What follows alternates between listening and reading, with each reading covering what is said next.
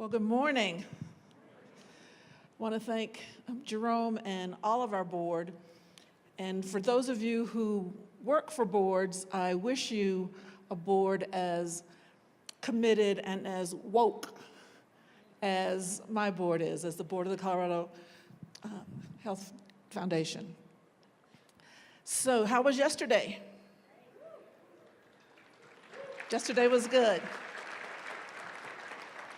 I heard great things about the sessions yesterday afternoon, and we are so excited again that for the first time, we did a call for sessions, and I just heard wonderful things about all of them, and I believe you'll feel the same way about today's.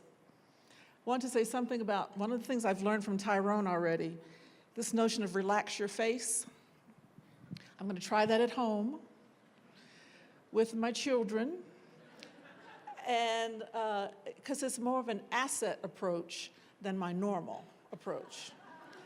So usually, I have a 20-year-old daughter and almost 17-year-old son. And so when they start puffing up and, wanting to give me a little bit of attitude and getting face all up, I usually say it, in my full best black mama voice, fix your face. So now I'm gonna try relax your face and see if that works. So today, I want to go back to yesterday and congratulate again Liza Marin for winning the Virgilio Lacona Award. I want to thank all the speakers. Daniel, yesterday morning, you all didn't know, we almost didn't hear Daniel Dawes because he was suffering from altitude sickness and was, getting oxygen and being attended to by the EMS, so we weren't sure he was gonna make it in, and he was a trooper and did, but then he needed to get, those flatlanders. He needed to get back down the mountain and get back to some more oxygen-filled air. So we were glad to hear from him. Who knew all that history? Maybe y'all did, but I sure didn't. So I learned a lot yesterday. Today is about hearing from families and individuals, their stories of how they have been and are being impacted in this behavioral health, mental health space. So we've got coming up shortly, Sue Klebold. We've got a family that's going to talk. I'm so excited to be able to moderate the panel of young people. It's my favorite thing to do when I'm out on the road. #KMM road trip. It's my favorite thing to do is talk to young people. I almost, I made a critical mistake this morning. I had breakfast with them.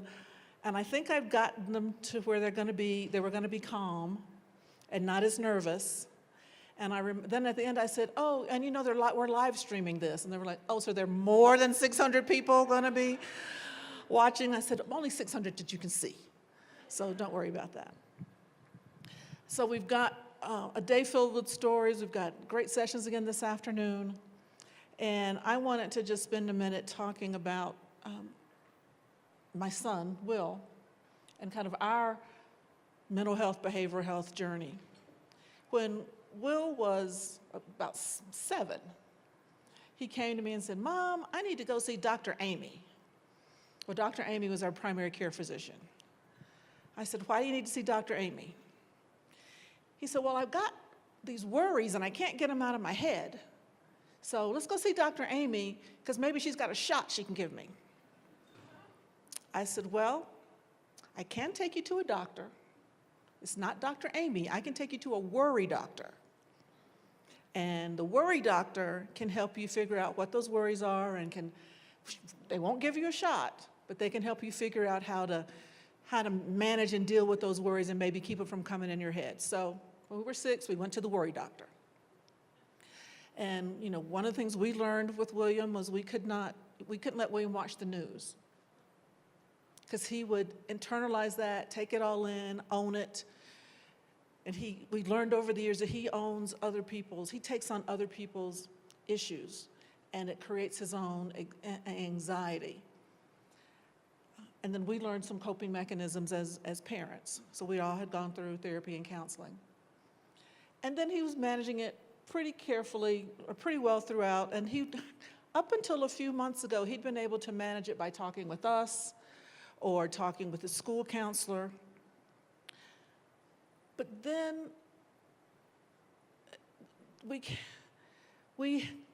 there was kind of an uptick after the Charleston church shooting. And then we kind of managed that. And then the Parkland school shooting happened. And that sent him over a cliff that none of us expected or could have managed. And he was talking to his friends, he was talking to his school counselors. I got calls from the school counselors. I got texts from some of his friends. I got calls from some of his friends' parents saying, we're worried about William. And he'd been talking to us, but we didn't know the depth of that. So after I'd gotten like the 5th call from a parent, and I sat down with William again, I said, William, do we need to find another therapist here or counselor here in Colorado? And he said, yeah, I think so, because I'm not managing this. So now that he's 16, he was old enough to participate in the selection. So I said, I'll talk to several, I'll narrow it down to 3. Then you can go talk to 3, and you can pick the one you feel you're most comfortable with. So he's done that. But he is adamant now. When he was 6, he wanted a shot. He is adamant now. He doesn't want any medication. He wants to be able to manage this and learn to cope with this medication-free. Because now in those years, between being 6 and now being 16, he fully understands his own birth situation. Both my children are adopted. William's birth mother was and still is a crack addict. And she smoked crack the first 5 months of her pregnancy. And only because she was arrested in month 5 and was in jail. He was actually born clean, but he's very sensitive now to this notion that any kind of drug in his system is going to trigger some addiction because of his birth mom's addiction. And he also knows his birth mother's family, at least, there's a history of depression and anxiety. We know that because we are in the lives of his birth sisters, and actually, although we haven't legally adopted them, to us, they're my daughters and my grandchildren, and to them, we're mom and dad and Kiki and Papa Steve. So William's in counseling, and he's having a hard time still. The Parkland thing just, again, like I said, sent him over the edge. And it was the unfairness of it all to him. It was the unfairness that killer, and the same thing we were able to trace back with the Charleston, that killer lived. And so he says, it's just not fair, Mom, that guy's parents get to come visit him in prison. And all the people that he killed, they can only go to the gravesite, or they can only look at the urn. It's just not fair. So the unfairness of it all weighs on him. So he's learning to cope better. He's learning mindfulness training, and he is absolutely loving the mindfulness work. He works out. My 16-year-old is 6'4", gorgeous, buff. He's taken to journaling for his own self-care. So he's learning how to do it. Now, we have resources. So we were able to and are able to get him to in situations and to counselors and in therapy to help him manage this. we're the lucky ones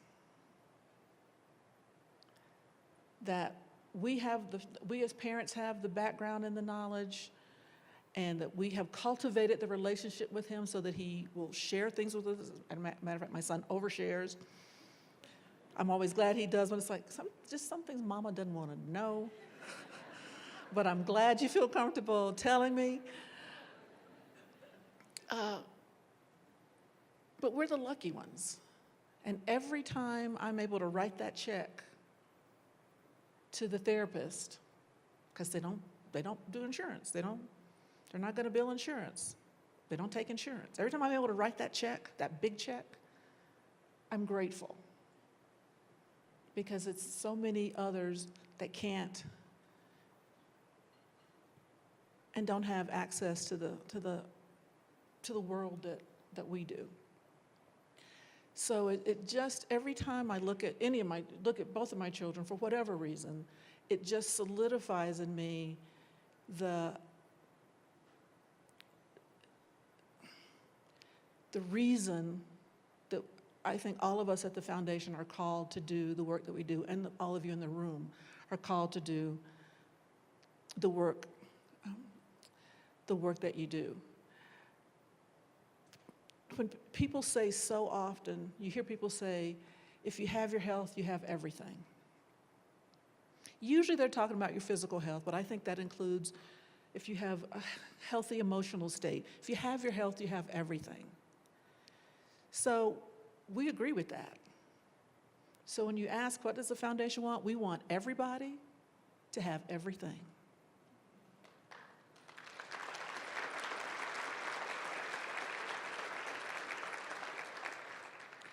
And I think that's just, again, you're hearing from just one person, one very privileged person who tries to recognize and understand the privilege and the advantages that she has to offer her children, as all of you do, have the same, most of you do, have the same opportunity to offer those same. So let's keep working to make sure that all families have access to whatever services they need, and outreach and counseling and outlets that they need to be as mentally healthy as possible. And that's what the rest of the day is about, or the rest of the morning's about, is delving into what's the impact on families, whether it's substance abuse, whether it's depression, whether it's suicidal ideation. What's the impact on the individual and the families? So I know you're going to enjoy the rest of the day. With this, I'm going to turn it over to Bruce Byington, our Chief Impact Officer, and see you all later.